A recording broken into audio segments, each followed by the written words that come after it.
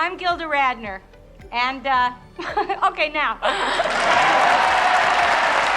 Pause. Take a moment to imagine the lives of people smiling around you right now. Behind every smile or laughter is a different world entirely.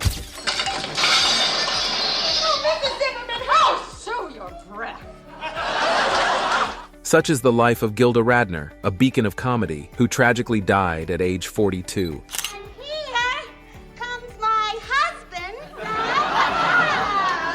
She lived a life beyond what we see on Saturday Night Live show, a life of trials and triumph buried in a secret perfectly hidden beneath chuckles and guffaws. Grab a seat and a popcorn. Mr. Fader, you sound like a real attractive guy.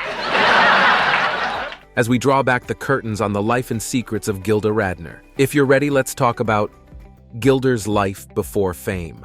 Gilda's life started in Detroit, Michigan, where she was born on June 28, 1946. She was born to Henrietta Dworkin, a legal secretary, and Herman Radner, a businessman. While many people didn't have it all as a child, Gilda was able to get almost all that she needed. She was nurtured with love, care, and affection from both parents, and even extended family was not left out. She had a strong bond with her family, especially her nanny, Elizabeth Clementine Gillies, that she based one of her famous characters, Emily Litella, on her. Gilda was also close to her father, who operated Detroit's Seville Hotel, where many nightclub performers and actors stayed while performing in the city. Her father's business was the first thing that exposed her to the world of fame. Gilda followed her father on trips to New York to see Broadway shows, a privilege many only dream to have. But as early as Gilda's 12th year in life, tragedy struck. Her father developed a brain tumor as he suddenly started complaining of his glasses too tight. His family didn't know how serious that was until he became worse in a few days and he was bedridden. Soon he was unable to speak and remained in the critical condition till he died 2 years later. That must be one of the worst moments for Gilda. But because of her resilience, she didn't let it bring her down. She continued with her education, but her own health issues soon gave her a lot of problems. She battled numerous eating disorders from the time she was 9 years old. Gilda wrote about how she weighed as much as 160 pounds and as little as 93. This weight distressed Gilda's mother that she took Gilda to see a doctor who gave her Dexedrine diet pills. But through it all, Gilda attended the Liggett School in Detroit, and in 1964, she enrolled at the University of Michigan at Ann Arbor, where she planned to get a degree in education. There, she studied theater, but never completed her degree. Instead, Gilda followed her then-boyfriend, Canadian sculptor Jeffrey Rubinoff, to Toronto, where she made her debut in Godspell with future stars Eugene Levy, Andrea Martin, Victor Garber, Martin Short, and Paul Schaffer. Afterwards, she became a member of the renowned Toronto-based comedy troupe Second City, performing with Dan Aykroyd and John Belushi. And from 1974 to 1975, she was a featured player on the National Lampoon Radio Hour, a comedy program syndicated to some 600 U.S. radio stations. Straight into the spotlight. Gilda already knew at this time that she had a great talent and a strong passion for making others laugh. But many people didn't know her until 1975, when she gained recognition as one of the original not ready for primetime players, the freshman cast of the first season of Saturday Night Live. She was the first performer to be cast in the show, but that's not all. She co-wrote much of the material that she performed and collaborated with Alan Zweibel. Quit smoking. Who is one of the show's writing staff on the development of sketches that featured her recurring characters. And between 1975 to 1980, Gilda had created many characters, such as the obnoxious personal advice expert Roseanne Rosanna, which was modeled after a New York reporter, Roseanne Scamardella, and Baba Wawa, a parody of Barbara Walters. One other invented character of Gilda was Emily Litella, an elderly, hearing-impaired editorialist who made irate, misinformed comments in interview sketches on SNL's recurring Weekend Update segment. As mentioned earlier, Emily Litella was based on Elizabeth Gillies, Gilda's nanny. Gilda also parodied celebrities such as Lucille Ball, Patti Smith, and Olga Korbut in SNL sketches. Within 3 years of being on the show, her hard work paid off. She won an Emmy Award for her work on SNL in 1978. When days are full of sunshine, I'm looking for the rain. Also, in Rolling Stone's February 2015 appraisal of all 141 SNL cast members to date, Gilder was ranked 9th in importance. While every of Gilder's characters was much loved, her impression of broadcast journalist Barbara Walters, who was renamed Baba Wawa, was a bigger hit. Everyone loved it except one person who didn't find it so funny at first: Barbara Walters herself. She remained indifferent about it until her 7-year-old daughter changed her perspective.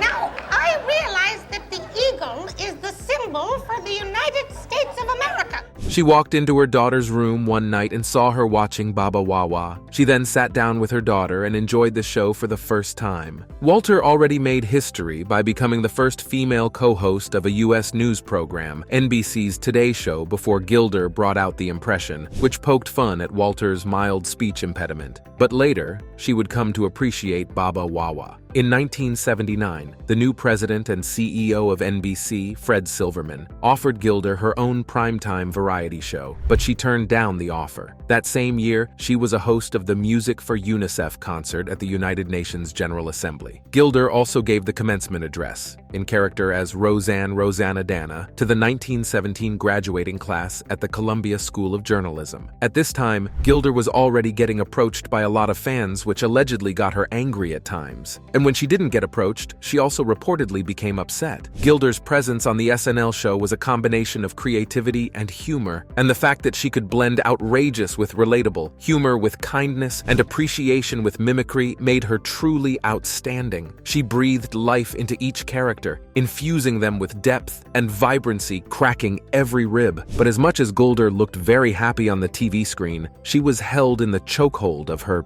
struggles.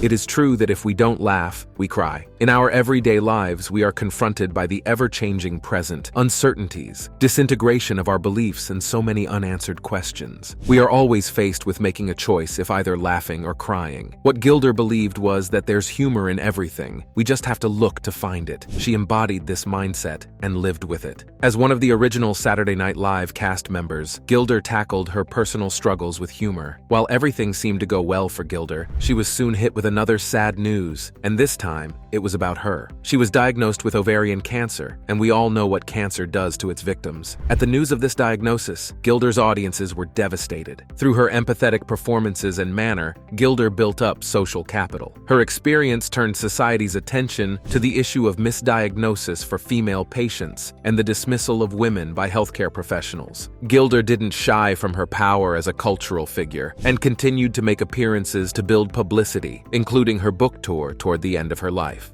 And I was trying to get a close look at it, pressing my nose up against the glass and fogging it up with my breath and everything, wiping off. Gilda Radner demonstrated that sharing one's struggles publicly can be a powerful act. But as much as she shared about the ovarian cancer, there are some aspects of her life that she didn't share. It was Gilder's secret. When she was dying of cancer, she wrote a book about her life and battle with the disease, which she describes as seriously funny. Gilder begins her book by saying, "Cancer is probably the most unfunny thing in the world, but I'm a comedian, and even cancer couldn't stop me from seeing the humor in what I went through." By introducing her book in this way, she gives the audience the go-ahead to defy social norms and laugh about a tragic topic. Her approach to humor was an act of rebellion that shattered the illusion that events are black or white, funny or sad, and instead revealed that the human condition is one of contradictions. Gilda's unfiltered honesty about her struggles served as a wellspring of inspiration and solace for countless individuals facing similar challenges, finding solace and strength within her candid revelations. She was resilient with all that she was going through at the time, but she was soon hit with another bad news when she received the devastating diagnosis of stage 4 ovarian cancer.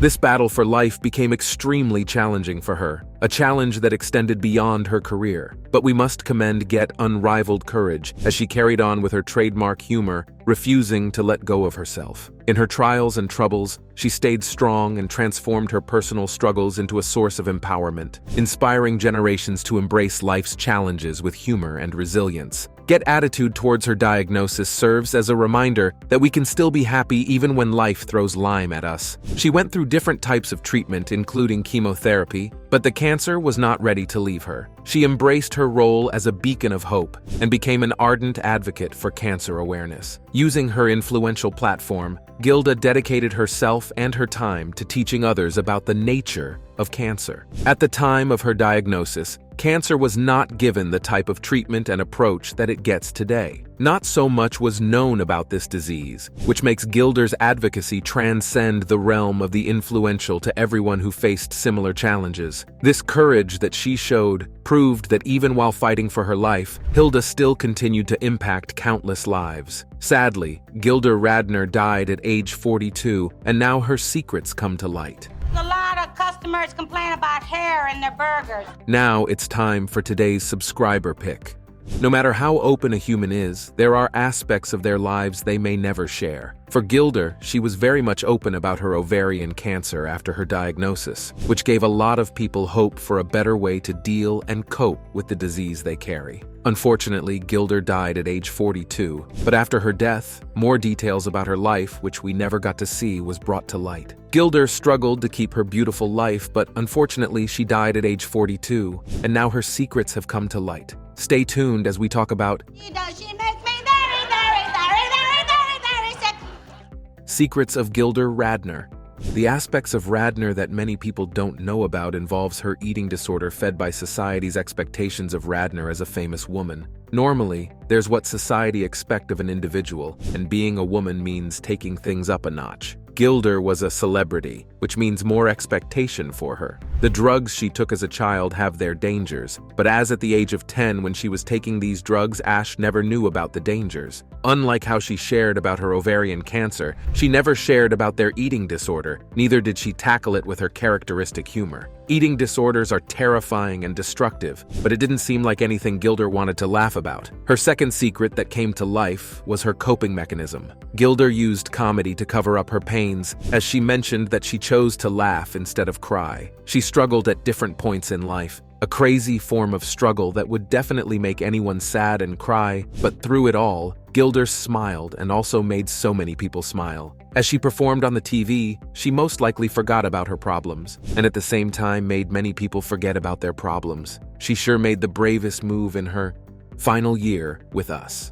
As Gilda battled cancer throughout the diagnosis and treatment stage, the battle casted a shadow over her career, marking a significant shift in her life. She could no longer be herself, neither perform. The moment Gilda tried to go back on stage to become her old self, she was hit again with serious symptoms. Before her diagnosis, her world was already filled with possibilities, until she started to experience fatigue and leg pain. These symptoms were initially misdiagnosed by medical professionals. At that point, Gilda was uncertain about what the future holds for her as she searched for answers everywhere she could. The eventually diagnosis struck her so bad that she felt her whole world shatter in her presence.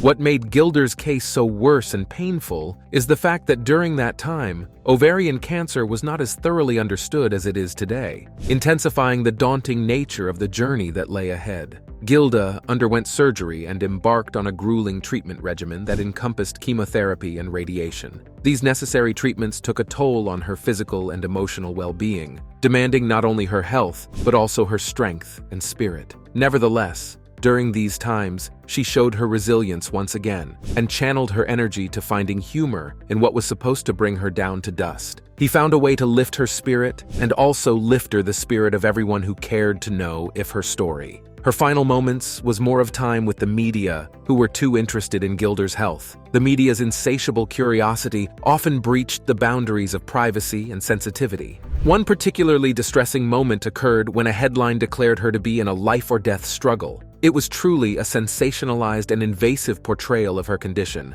Such media attention only added unnecessary stress to an already challenging situation, further burdening Gilda with the weight of public scrutiny. Gilda wasn't the only one facing these issues. Her husband, Wilder, also spoke about how many were insensitive to what was going on with him. A lot of people who met and recognized him would most times greet him with the question of, "How is Gilda doing?" But during this time, Gilda used her final moments to pen down her autobiography in a way that no one could. She titled the book, "It's Always Something." The book went beyond being a mere memoir. It was a candid account of her life, her struggles with cancer, and her unyielding spirit in the face of adversity. Once again, She made plans to return to the stage and back to the world of making people laugh, which has practically been her whole life. At the time, there was talk of Gilda hosting the Saturday Night Live, an episode that would have been perfect for a homecoming. However, cancer came back with full force and left all hope shattered. And finally, in May 1989, after a routine hospital visit for a CT scan, Gilda slipped into a coma. This sudden turn of events was a shock to her loved ones and fans worldwide. 3 days later, on May 20th, 1989, the world lost one of its best talent to ever grace the planet Earth. At the age of 42, Gilda Radner passed away. The news of her death sent shockwaves across the globe, opening doors to tributes to celebrate her life and mourn her loss. Saturday Night Live honored Gilda with a special tribute, reminding the world of the joy and laughter she brought to millions during her final years. Gilda's battle with cancer brought to light the importance of awareness and early detection of the disease. Her openness about her struggle helped destigmatize discussions around cancer. The base of it, so that it's a human being being funny.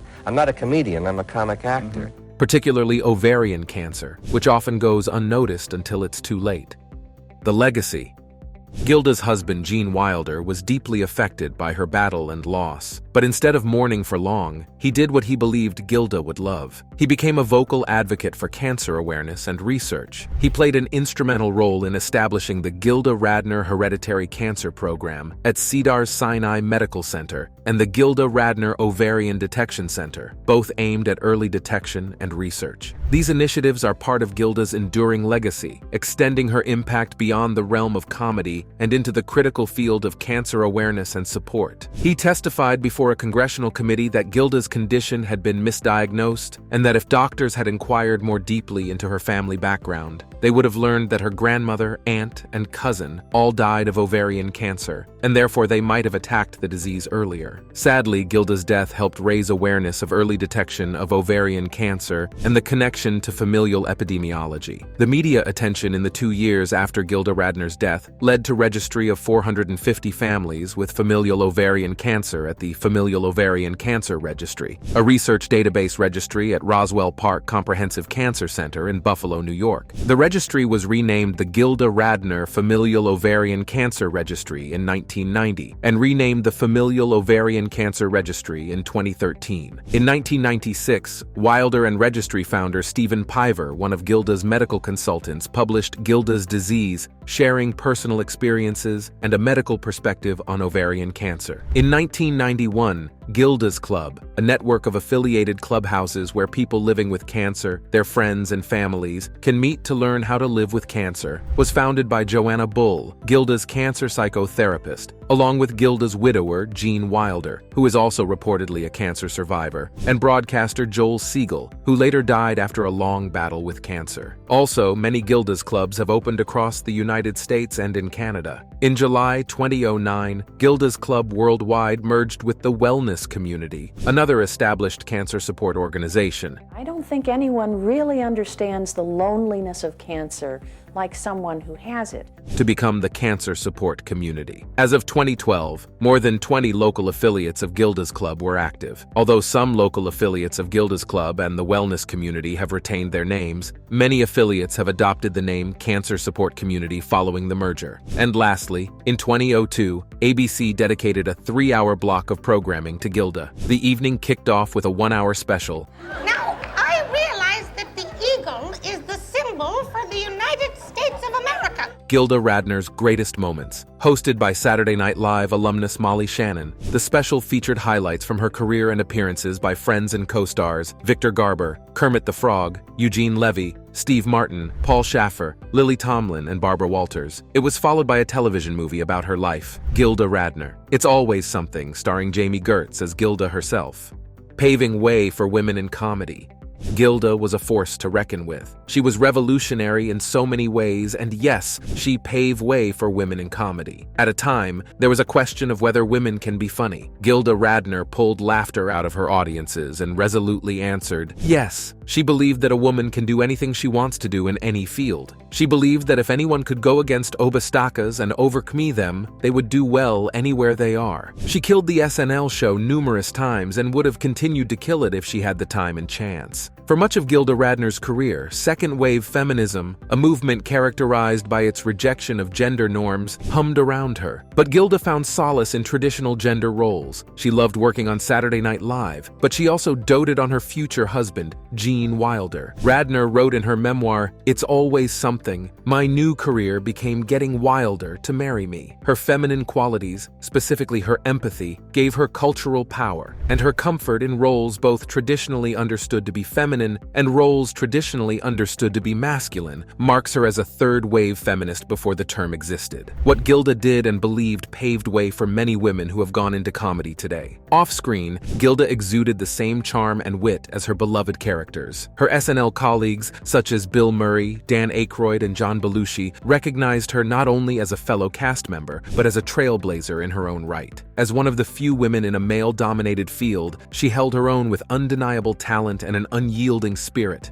This is Gilda Radner, her voice and her writing. Gilda's impact on SNL and comedy as a whole was nothing short of monumental. She wasn't just playing parts, she was carving out a space for women in comedy, showcasing that humor was not the sole domain of men. Her legacy served as an inspiration for countless female comedians who followed in her footsteps, demonstrating that they too could be funny, bold, and successful. Gilda used her brilliance well, and it was much appreciated. She took the show to greater height, yet she didn't rest. She continued to be innovative by bringing new characters and sketches to life. Gilda also didn't get it right in her relationship at first shot. She had a relationship with fellow SNL and National Lampoon castmate Bill Murray, which reportedly ended badly, though few details of their relationship or its end were made public. In her autobiography, Gilda mentioned Murray only once, and in passing, she wrote, "All the guys in the National Lampoon group of writers and performers liked to have me around because I would laugh at them till I peed in my pants and tears rolled out of my eyes. We worked together for a couple of years creating the National Lampoon show, writing the National Lampoon Radio Hour, and even working on stuff for the magazine." Bill Murray joined the show, and Richard Belzer. Gilda's colleagues also have a lot to say about her, and one of them is Alan Zweibel, who co-created the Roseanne